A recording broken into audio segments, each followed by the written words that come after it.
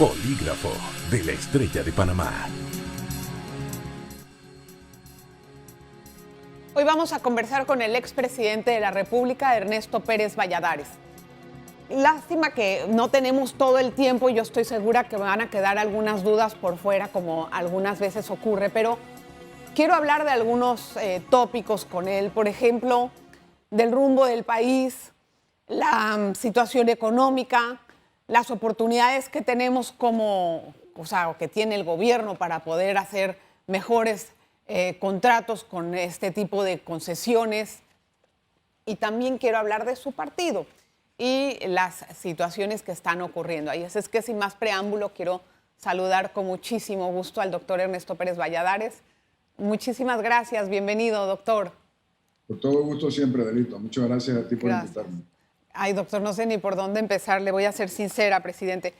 Pero tal vez me gustaría entrar a conocer su perspectiva de lo que se ha tratado de negociar con la empresa Panama Ports o con la concesión que se le debe dar a esta empresa para los dos puertos de Colón y Panamá, con el borrador, que es un borrador, y tengamos en cuenta así para poder dar la respuesta que ha salido. O sea, realmente mucha gente no vio ningún cambio estructural en ese borrador y se siente que se está perdiendo una oportunidad para poder negociar mejor esos términos. Por otra parte, Panama Ports paga cánones que otros puertos no pagan.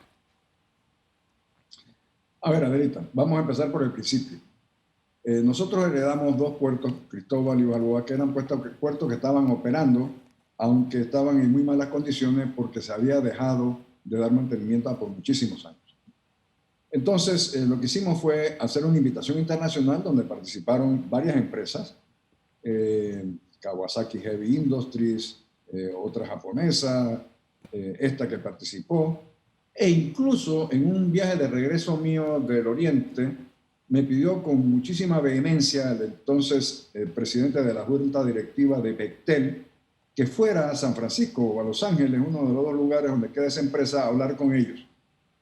Y yo, aunque ya estaba muy adelantado el tema del concurso, accedí a ir.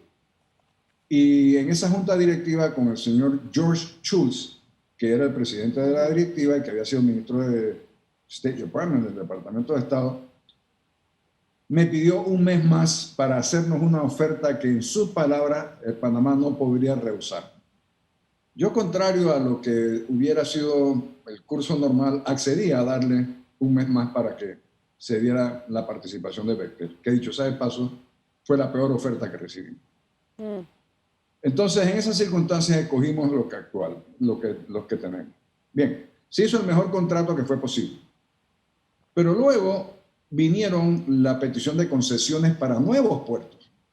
Acuérdate que me empiezo otra vez a decirte, a estas empresas se les dio dos puertos funcionando, Cristóbal y Balboa. Estaban mal atendidos, sí, pero estaban funcionando. Las concesiones se dieron áreas que fueron construidas, los dragados hechos para hacer los calados, en fin, todo muy diferente. Luego se estableció lo que se llamó la equiparación, que no hace ningún sentido, y tenemos una situación donde lo que se había negociado no fue lo que en efecto se dio. Y adicionalmente, en mi entendimiento, ha habido un manejo muy irregular de las finanzas de la administración de ese puerto, de los puertos de Balboa y Cristóbal, por parte de la empresa que los tiene ahora mismo. ¿En qué sentido? En el sentido de que se han hecho inversiones innecesarias, por ejemplo. Y esas inversiones innecesarias generan depreciaciones, lo cual te da un flujo de efectivo, pero no te da ganancia. Es decir, cuando tú le quitas la depreciación a los ingresos, tus ganancias son menos. Y entonces, lo que le pagan o los dividendos son menos. Y como eso, una serie de circunstancias diferentes que hacen, en mi concepto, la experiencia de darle nuevamente ese contrato a esa empresa inaceptable. Sí. Ahora, puede ser así, pero en este momento es lo que el gobierno está... se entiende que ese es el rumbo que está tomando la negociación en este momento. Sí, puede ser, pero yo creo que uno puede perfectamente decirles, con todo cariño y con toda sinceridad, que el gobierno actual tiene la mejor oportunidad de lograr un mucho mejor contrato o con estos señores o con otros. Siempre y cuando tengamos como prioridad los intereses nacionales y no acomodar a nadie. Y cortar, perdón, continúe, yo creo que disculpe. el gobierno puede perfectamente bien decir que no va a renovar este contrato automáticamente porque ha habido incumplimiento y lo ha habido, y luego abrir a una negociación o con ellos mismos, o yo preferiría una negociación internacional para un nuevo operador de los puertos. La pregunta es si esto nos va a traer consecuencias internacionales en las cortes internacionales por algún tipo de insatisfacción de la empresa o que podamos entrar en ese tipo de dolor de cabeza, por así llamarlo, ¿no? Déjeme decirle que si alguien tiene querellas internacionales contra la empresa es el gobierno de Panamá, el Estado panameño, no son ellos los que se pueden querellar contra nosotros, por la forma como han administrado ese contrato. Y en alguna manera lo que han explicado también es que el gobierno hasta cierto punto está tratando de, bueno, usted no sé si lo leyó o no, cuando vio esa entrega de 150 millones de dólares por parte de la empresa al gobierno panameño en un sentido como de compensación, más o menos es lo que yo entendí, ¿no? De todo lo que no se había dado en los últimos 5 años. Yo me pregunto por qué aceptar esos términos cuando tenemos que capitalizar la ruta marítima también del Canal de Panamá. ¿Por qué aceptar esos términos cuando nos debieron haber dado muchísimo más en los últimos tantos años de operación de ese puerto? Y esto es como una compensación mínima de lo que nos debía haber tocado si se hubieran cumplido con los términos originales de este contrato. Lo que sí. Perdón, doctor, lo que para mí es más inaudito es que no se haya hecho ni una auditoría a esa empresa en donde hay participación del Estado, así como creo que no se han hecho a las empresas mixtas donde el Estado tiene participación. Esta empresa, la participación del Estado es mínima, es solamente el 10%. Pero yo estoy de acuerdo contigo, se pudo haber hecho una auditoría mucho mejor que la que se hizo desde la Contraloría para realmente investigar el uso de esos fondos, si eran necesarios aquellas inversiones, los costos que se están pagando por servicios que están muy por encima de los costos que se dan en otros lados. Y en fin, todo el tema, además déjame decirte algo, Adelita, ayer veía una entrevista que hizo el ex administrador del canal, Alberto, y dijo muy ciertamente que es que las circunstancias de hoy son diferentes hasta hace 20 años, que hoy tenemos un canal expandido, que hoy tenemos unas oportunidades que no existían entonces. Y si estos señores han incumplido, pues aprovechemos la oportunidad para hacer las cosas mejor de aquí en adelante. Así es. Tengo que hacer una pausa, doctor. No nos tardamos nada para entrar luego después en nuestro segundo bloque. Así es que le invito a usted que por favor no se vaya. Esperamos al regreso. Vamos a hablar del partido PRD. Polígrafo de la Estrella de Panamá. Vamos a seguir nuestra conversación con el doctor Ernesto Pérez Valladares, presidente de la República de 1999 del 1994 al 99. Ya lo estoy poniendo más adelante. Doctor, me gustaría que me diera una lectura de lo que está pasando en su partido, porque eso, aunque se vea como una lucha interna o un problema interno, impacta muchas decisiones de las que, o mucho el ambiente, ¿no?, político del país, y de igual forma pienso yo que la manera de gobernar.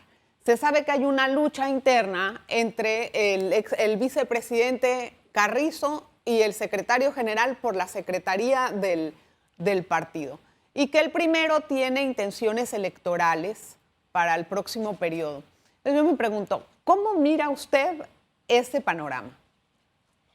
Adrita, lo primero que te tengo que decir es que yo no doy por cierto lo que tú aseguras. A ver, cuénteme, ¿cuál es la versión? No, yo pienso que ahí lo que hay es una insatisfacción por parte de la dirigencia del partido por no haber logrado lo que pretendieron lograr en su momento. Y esa insatisfacción, desde mi punto de vista, viene desde el momento en que son los diputados los que manejan el partido. Es decir, donde los intereses de la Asamblea, de los diputados, intereses políticos y económicos, son los que privan en el manejo del partido y no los intereses del gobierno y los intereses y el objetivo del país. De manera que yo no yo no estoy seguro de que lo que tú dices al principio sea la realidad. O sea, que segundo, haya una lucha entre Carrizo y Pedro Miguel. no, en segundo lugar, déjame decirte que yo siempre he pensado que es el presidente de la República el que debe liderar el partido, debe ser el secretario general del partido, y lo sigo diciendo y lo sigo pensando. Esa ha sido nuestra experiencia, fue nuestra experiencia tanto conmigo como con Martín. En ambos casos fuimos primero secretario general, sí, y luego presidente, sí.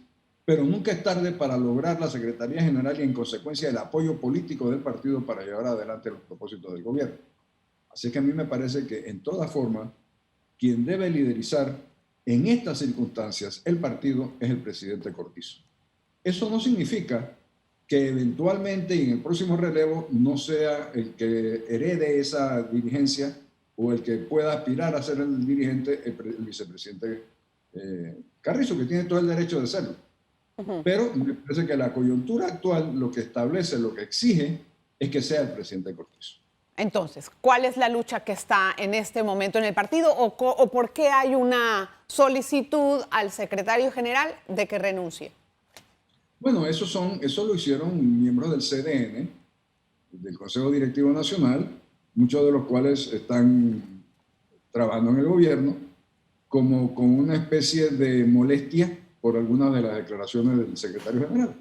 Pero eso es un tema que verdaderamente no creo que pasó a mayores. Eso fue una coyuntura en un momento y nosotros vamos hacia una nueva elección de delegados y a una nueva renovación del Comité Ejecutivo Nacional del partido.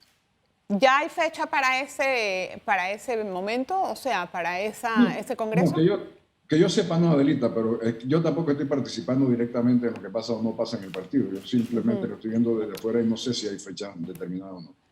Pero sí hay fecha para poder elegir la junta directiva de la Asamblea, que eso será próximamente. Y los candidatos de la bancada mayoritaria, que son del partido PRD, la verdad es que han sido muy cuestionados recientemente. Si es que ellos son, ¿no? Si es que ellos son. Y entonces se estaba poniendo el nombre del diputado Cristiano Adames o del diputado Benicio Robinson. Y hasta cierto punto yo me pregunto si eso no choca o crea un cortocircuito con lo que está tratando de solicitar la ciudadanía, que es más transparencia. Bueno, tú tienes que entender que en la democracia mandan las mayorías, ¿cierto? Y en una elección interna de la Asamblea mandan la mayoría de los diputados. Si se equivocan o no se equivocan, es subjetivo. Pero déjame decirte algo. Los candidatos que tenemos, yo no quiero criticar a nadie, pero me parece que son muy superiores, por ejemplo, a lo que dijo el actual vicepresidente, que es del Molirena, que me pareció inaudito sus declaraciones que hizo en un periódico recientemente. Pero bueno, eso te vuelvo a reiterar, es una decisión de la Asamblea, es una decisión mayoritaria de los diputados, esa es la forma como funciona la democracia, y si a la ciudadanía no le gusta, su opción es elegir otro tipo de diputados en la próxima. ¿Y eso no arrastraría una mala imagen para el partido en las próximas elecciones, por ejemplo? Es posible, Adelita, es posible, sí. Eso no está fuera de las consideraciones. Es posible que tanto sea el descontento que puede llevarnos a una mala imagen y a una pérdida electoral. Sí, es posible. Porque, o sea, ahora quisiera yo que me diera un poquito de su experiencia como presidente y en esto apelo un poquito, no sé si se haya vivido así durante su mandato, pero sí a la experiencia de ser un presidente y manejar un país. En este momento tenemos una situación muy difícil económica y el gobierno ha adquirido deuda para poder subsanar toda la carencia pues, que hemos pasado, que no vale ni la pena regresar a eso porque ya conocemos las causas. Pero hay la percepción de que en este momento se va a necesitar adquirir más deuda extranjera para poder lograr subsanar o equilibrar las finanzas públicas. ¿Cuál sería su manejo si usted estuviera en el gobierno en este momento y tuviéramos ya, obviamente, o sea, considerando todo lo que nos hemos endeudado? Lo primero que te quiero decir es que doy gracias a Dios que no estoy en el gobierno. No, yo estoy segura que eso. Porque ninguna decisión es fácil en estas circunstancias. Mira, los niveles de deuda pública han aumentado muchísimo y es evidente que estamos en un nivel de deuda pública donde ya no se puede pensar en subirlo mucho más. Sin embargo, déjame darte un orden de magnitud. Nosotros tenemos ahora mismo un nivel de deuda pública, si lo mides con relación al Producto Interno Bruto, la relación deuda-PIB, de alrededor de, digamos, 70%. Muchos de los países europeos que tantos hablan de las listas y de las santas listas y de las listas grises y las negras, tienen una relación deuda-PIB arriba del 100%, es decir, su deuda es mucho mayor que su Producto Interno Bruto del año. Nosotros no queremos llegar allá, no. Pero entiendo que estas son circunstancias que nunca, jamás se habían vivido. Entiendo además, como economista que soy, que uno de los componentes del crecimiento y del Producto Interno Bruto es lo que se llama gasto público. Sí. Y lo que se ha hecho es financiar ese gasto público de la única forma que era posible, teniendo cerrada la economía privada, que era mediante financiamiento de deuda pública. Así es que esto, no estoy diciendo que lo debemos seguir haciendo, pero entiendo lo que se hizo. Yo sé, pero entonces, ¿cuánto más tenemos que poder seguir adquiriendo deuda? Porque todo eso nos va a pesar después. Hay calificaciones que perdemos y consecuencias en ese sentido. Las calificaciones dependen de muchas otras cosas aparte de los niveles de deuda versus PIB. Y hay mucha gente que se pregunta, ¿pero cuándo vamos a pagar eso? Es que nunca se va a pagar. Las deudas públicas de los países jamás se pagan, se refinancian. Y tú lo que esperas es que el nivel de deuda se mantenga y que suba el nivel del Producto Interno Bruto para que la relación entre ambas sea una situación manejable. Pero es mentira que la deuda pública de los países se paga. No se paga. Pero tampoco da carta abierta para seguir contrayéndola, ¿o sí? No, claro que no, porque estamos en niveles de endeudamiento que ya nos ponen en situación de peligrosidad. Exacto. Hay luces amarillas, que bueno, ya hasta aquí está bien, pero no sigan. Ahora tenemos que enfocarnos en ver cómo hacemos que la economía crezca mediante la inversión privada, más que la inversión pública. Vamos a hablar de eso cuando regresemos a nuestro programa después del siguiente bloque comercial. Espero que nos acompañen, por favor, no nos tardamos mucho. Una pausa.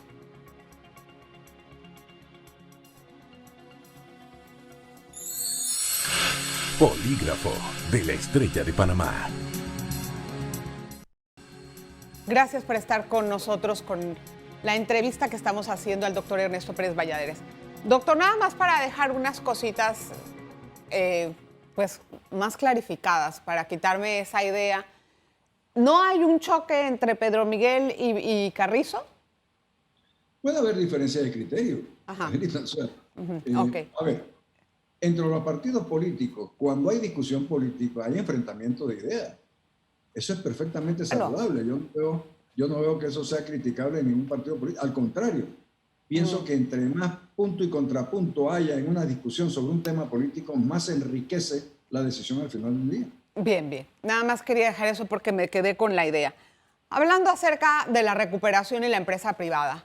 Doctor, en este momento el gobierno ha dicho que no va a subir impuestos, tomando en consideración todo lo que está pasando con nuestros países vecinos y las consecuencias que ocurrieron ahí. Pero a mí me preocupa algo importante. El país en realidad, o los gobiernos, en los últimos gobiernos, se han quistado ese sistema clientelista de lobismo, de agilizar pagos, de adjudicarse proyectos de infraestructura para cierto grupo de empresas.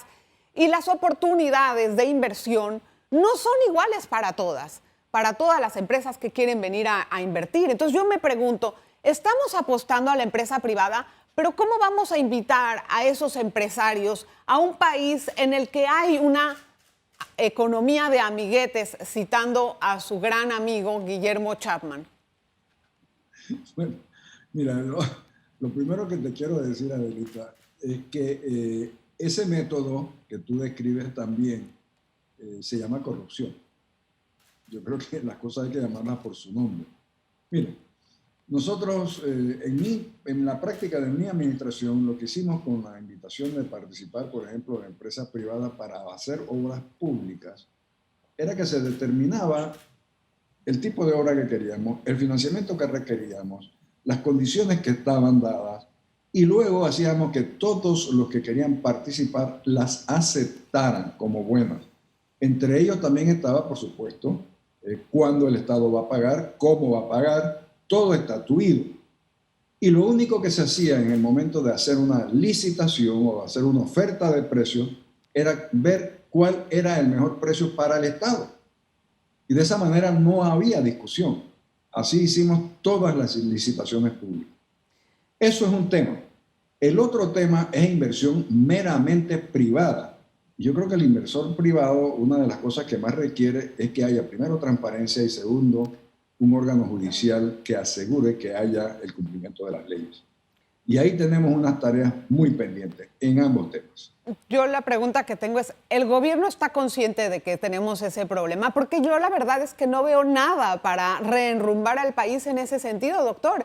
Y eso es lo que a mí realmente me preocupa, porque eso conlleva a toda una gama de corrupción en el país casi imposible pues no sé, de erradicar. Bueno, Adelita, esa pregunta tiene que hacerse al gobierno. Yo afortunadamente no soy gobierno, pero entiendo que hay conciencia de que nosotros tenemos que tener un sistema judicial que funcione adecuadamente y a tiempo, que no tengamos la dilación que tenemos en el actual y obviamente que quien infrinja la ley sea castigado y sea castigado ejemplarmente. Yo creo que mientras no tengamos eso, o sea, el inversor privado no está obligado a venir a Panamá. Puede irse a cualquier otro país vecino, incluso a Costa Rica, a Colombia, a cualquier otro país. O sea, nadie te forza a ti como inversor a tener que venir a invertir en Panamá. Lo haces si ves condiciones favorables para tu desarrollo económico, si ves condiciones favorables para tu inversión, si sientes que tu inversión va a ser segura, si sientes que las leyes son seguras, si sientes que hay transparencia en el gobierno.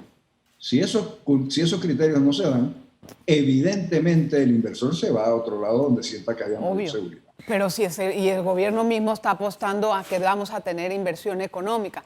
Doctor, yo tengo una pregunta que se la quiero hacer y me gustaría que me la cuente desde lo que usted pudo haber vivido como presidente.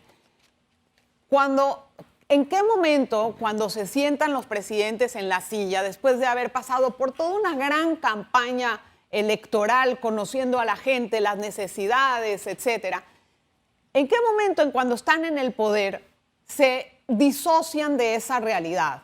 Si es que pasa. Porque le ha pasado a muchos gobiernos. Yo estoy segura que en algún momento pudo haber pasado.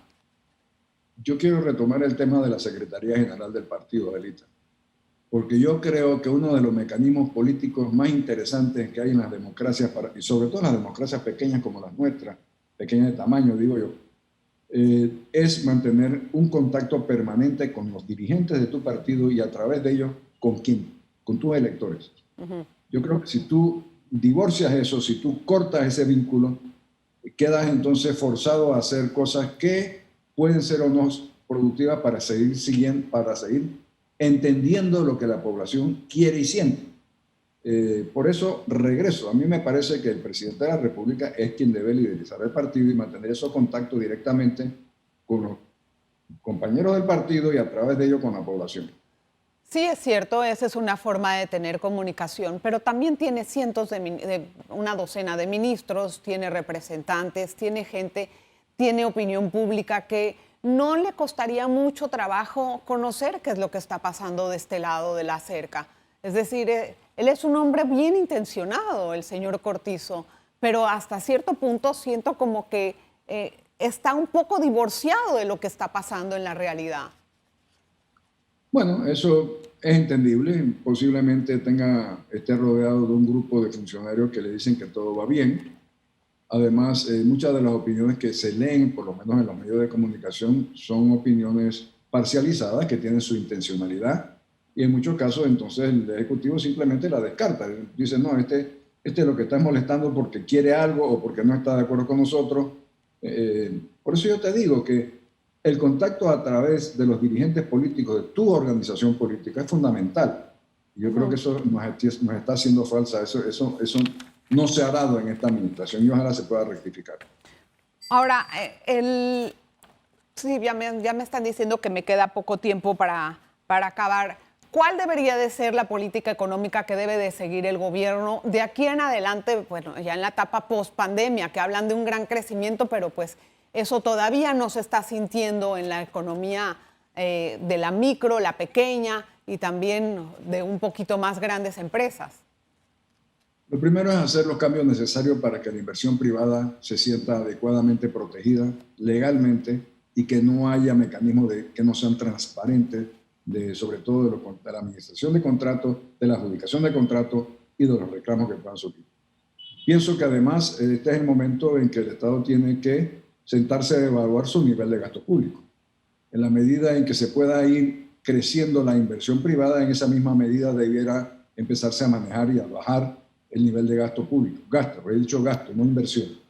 La inversión se tiene que dar y pues un mecanismo que se está explorando son las asociaciones públicas privadas. Pero el nivel de gasto público es el que tiene que ser revisado rápidamente. ¿Usted cree que en la construcción, como dice Chapman, debemos de continuar a hacer otro tipo de economía, no más la construcción? Yo pienso que el nivel de generación de empleo y de crecimiento que se dio a través de la construcción ha venido en franco de crecimiento, no con esta administración, venía desde la anterior. Y ahora mismo hay una sobreoferta de apartamentos y una sobreoferta de oficinas.